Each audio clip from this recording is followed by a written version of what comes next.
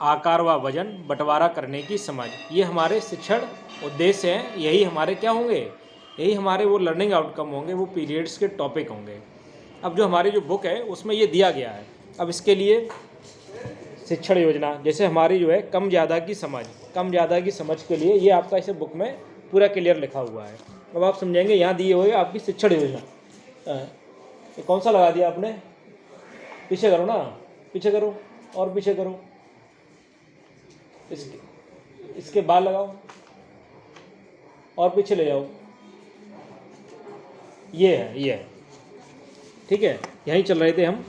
शिक्षण योजना, शिक्षण योजना पहली है, तो उसके साथ लिखा हुआ है पृष्ठ संख्या 42। अब हमें है क्या, एक स्पेशल ट्रेनिंग की ज़रूरत है ना, तभी तो हम शिक्षण योजना का विकास करेंगे। तो हम क्या करेंगे, यहाँ लिखा हुआ है तो पेज 42, कहीं और नहीं जाना है, इसी में हम पेज नंबर 42 निकाल लेंगे। हम देखते हैं क्या, ये हम देखेंगे, ये छोटी छोटी शिक्षण योजनाएं दी गई हैं।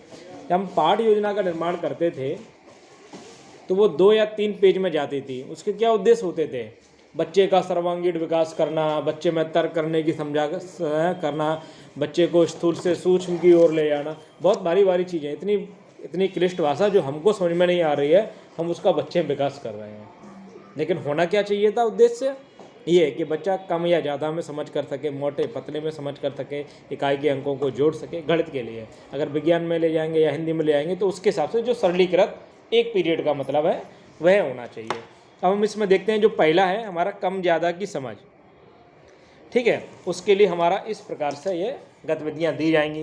ये चार्ट दिए गए हैं, ये चार्ट आप समझिएगा ये कौन से होंगे, प्रिंट रिच मटेरियल, जो हमने बताया था ना गतिविधि वाले हैं, ठीक है। वापस इसकी डिटेल में नहीं जाएंगे, वहीं हम आते हैं। लास्ट में दिया है कार्यपत्रक, वर्किंग शीट की बात हुई थी, उसका फिर लिख दिया है पेज नंबर 96।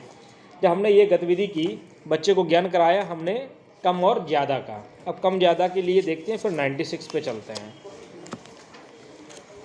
तो ये निकल के आया, जिस समूह में ज़्यादा वस्तुएं हैं, ये कार्यपत्रक है। ये क्या बताएगा, ये बताएगा कि बच्चा क्या सीख रहा है।